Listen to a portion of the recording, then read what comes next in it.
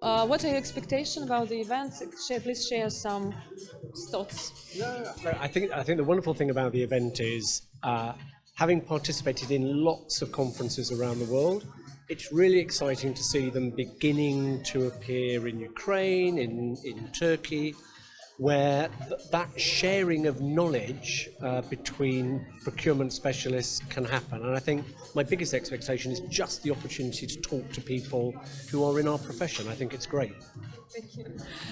So the question, what do you expect, like some procurement trends within 5 years? What do you expect in the global scape? And what should we think about in Ukraine?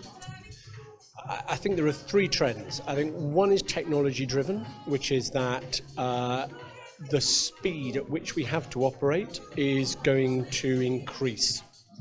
And the reason it's going to increase is because procurement is going to become very much more customer focused.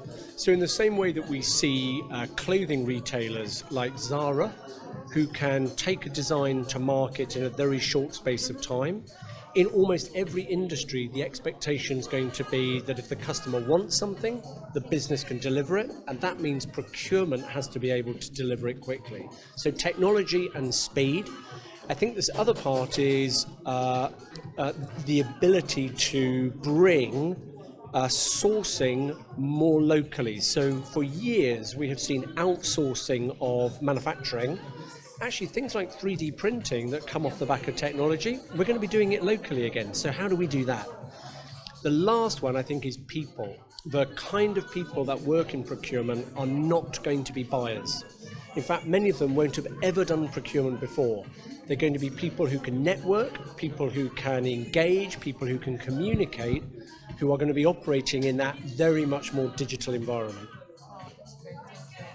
What would you recommend or give you like your words from the person with a very big experience in procurement to those who only start their career in procurement? For example, to Ukrainian, not even CPOs, like category managers, all these people. What skills should they develop? What should they do? What should be their focus? Okay. People skills first.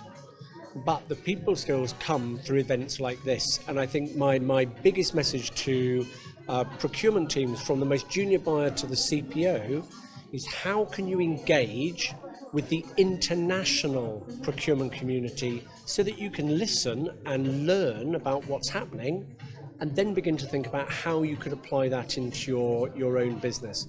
And the truth is, there's no point trying to relearn it. Get some help from people that have done it before, and there are lots of people who can do that. Yeah, that's great.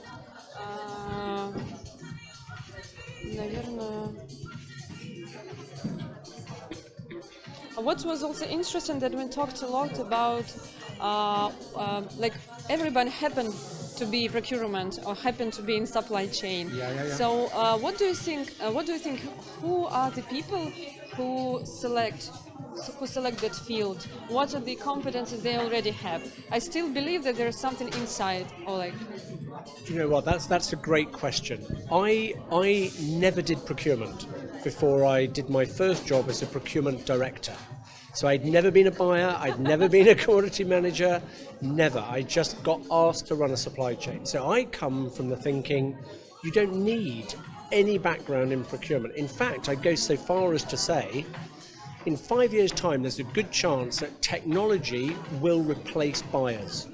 You know, in the same way that you buy something on Amazon now, we're going to have AI and robotic processes that will execute buying. We just won't do it.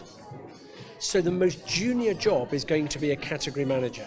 And to be a category manager, if I was running a business, do I want someone who knows how to run a category, or do I want someone who understands the category they're buying? Yeah. And the truth is, if, for example, I was looking for someone to buy marketing, I would go and find someone from marketing.